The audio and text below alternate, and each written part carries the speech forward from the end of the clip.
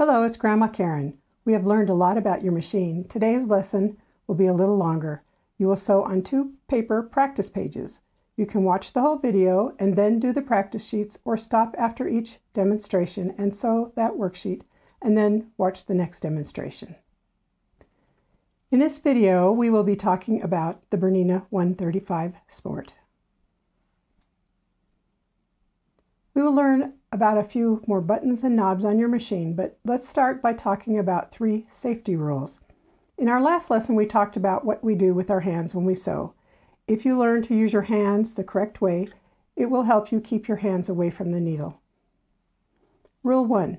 Listen to your mentor as he or she corrects your hand placement while you sew on the worksheets. It will help you stay safe. The second safety rule is do not look up while your foot is on the foot pedal. If you look up when someone calls your name, you must take your foot off the foot pedal. I just straddle the foot control like this photo, with each foot on opposite sides of the controller if I look up to look at the TV or to look up to talk to someone. Eventually you'll be able to talk and sew, but you will always take your foot off the pedal when you look up. Your mentor will call your name ever so often to help you make this a habit. Rule 3. In our last lesson, we talked about putting the presser foot on and off your sewing machine, but we did not talk about how to be safe when doing it. We have our hands near the needle many times. We change the presser foot, we put in a new needle, we thread the needle, and we also clean and oil the machine, all of which you will learn soon. Here are 3 things you can do to be safe when your hands are near the needle. Choose one that is best for you. Turn off the machine or unplug the machine.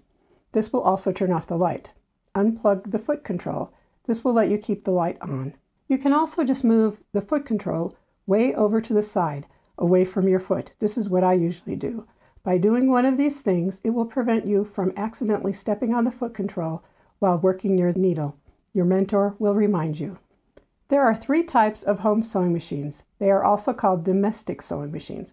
One type is a treadle machine. This is powered by your feet. No electricity is used to sew on this kind of machine. The other 2 types are computerized and mechanical. The first photo is a treadle machine.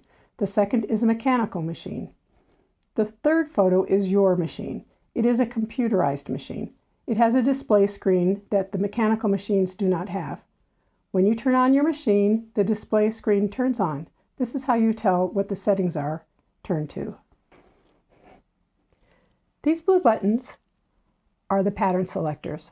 The square right here is your display screen. These blue buttons are stitch length and stitch width and needle position. And here is a button that we're also going to look at that is your half speed button. The straight stitch is stitch number 1. When you turn on the machine, it will automatically select the straight stitch. The screen will show a picture of number 1.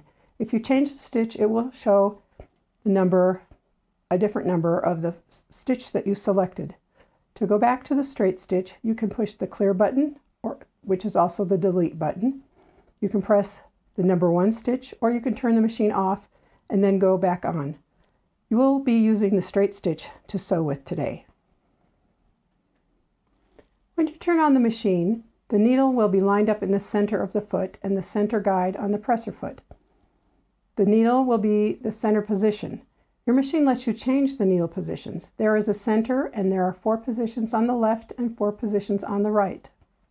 The first photo shows the needle lined up with the center line on the presser foot. The other 2 photos show the needle at the far left and the far right position. If you change the needle position, be sure to put it back to the center position before we start sewing. Pushing the clear, the delete button, or turning the machine on and off will also put the needle back in the center position. The left arrow is pointing to the needle position buttons. You can push the left button or the right button to make the needle move. The arrow in the display screen shows you how you can tell where the needle is positioned. The large dot on this line shows the needle in the center position. Your machine will let you change how long each stitch is. For some kinds of sewing, we need a longer stitch. For others, we need a very small stitch. When you turn on your machine, it will automatically turn to a normal size stitch. Just under the needle position are the stitch length buttons. The automatic setting is around 2.4. This means that your stitches are 2.4 millimeters long. This is the normal stitch length for sewing.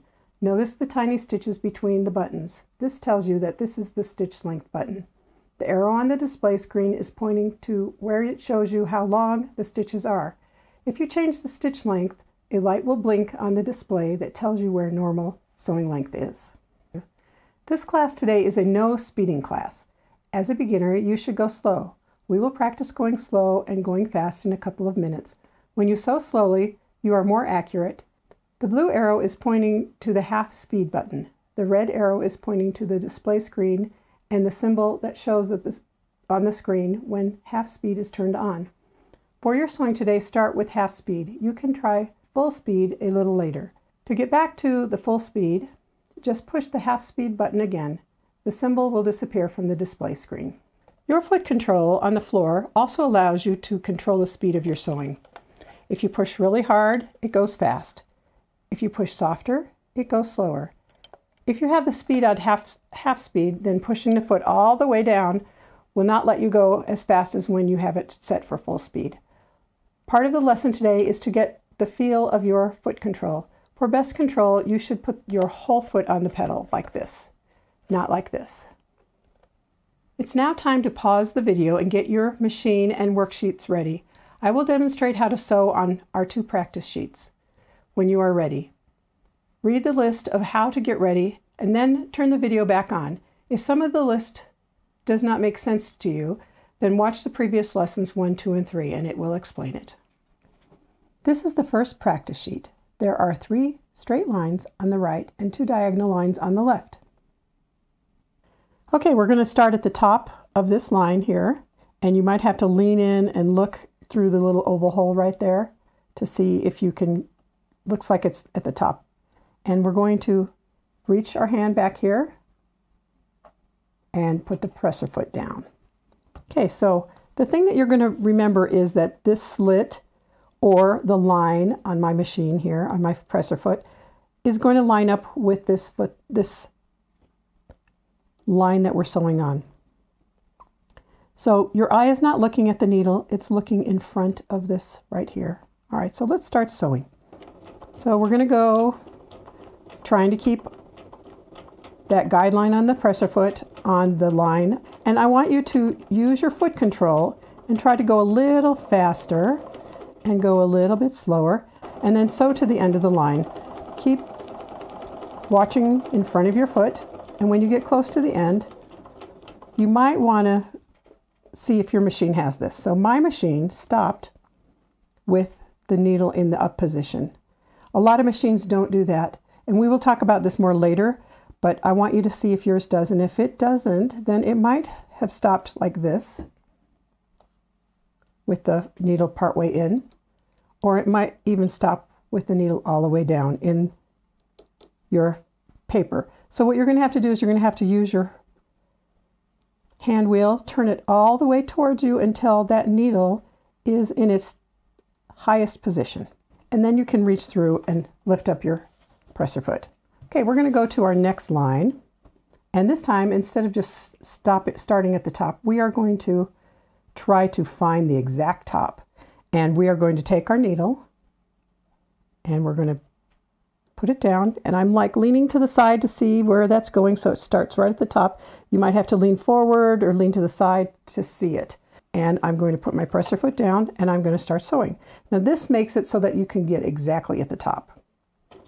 And as I go, now I want you to practice turning it sideways. You're going to be using this left hand, your steering hand, to make it wiggle a little bit to the side. So I'm kind of like pushing to the side, and to get it back on, I'm going to push here. So I want you to go kind of off the line, and then I want you to go fast and see how it is harder to get it back on. If I'm going slow and I go off, then it's easier. I'm just doing gentle corrections. And you might not even have any place on your lines where it is off, but I want you to go off on purpose just so you can see what it does.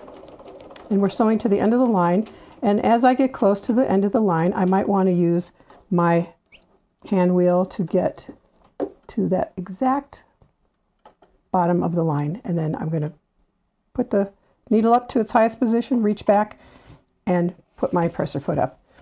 So you can do this other line if you want.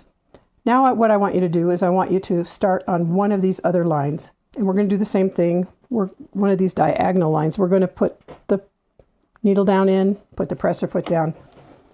And on this one, we're going to learn what we need to do with our guiding hand. Now you could use both hands if you want to do your steering, but I want you to learn to use your guide hand too. So my machine is pretty big right here. Some machines, this throat ends right here. And so as I sew, you will see that this is going to catch on there, and it will probably catch on mine. And so you're going to use your guide hand. So I'm sewing on here, and you can sew fast or slow, however you want. And then I'm going to go like this with my guide hand. See how I'm holding it up like that, so that it doesn't catch on the side of your machine and stop your paper from going through the machine.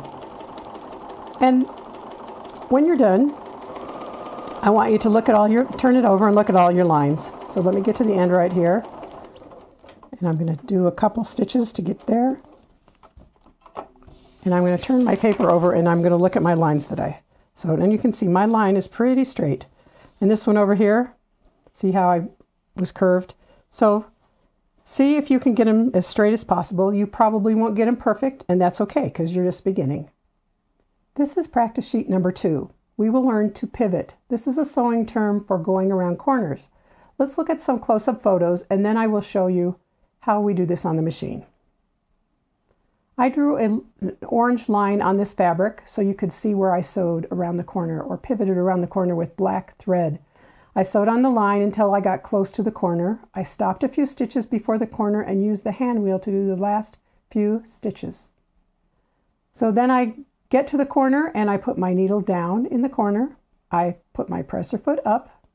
Then I turn my fabric, or my paper in this case, while the needle is still in the fabric until it's lined up with the new sewing line. See that last photo? The presser foot is now going in a new direction. You need to put the presser foot down and sew. Okay, so now we're going to learn how to pivot on this second worksheet. And again, I'm going to start at the top. And I'm going to sew down to the end. I'm using my left hand as my guiding hand to make sure I stay on that line. And when I get close to the end, then I'm going to take a few stitches with my hand wheel until I get it right on the corner.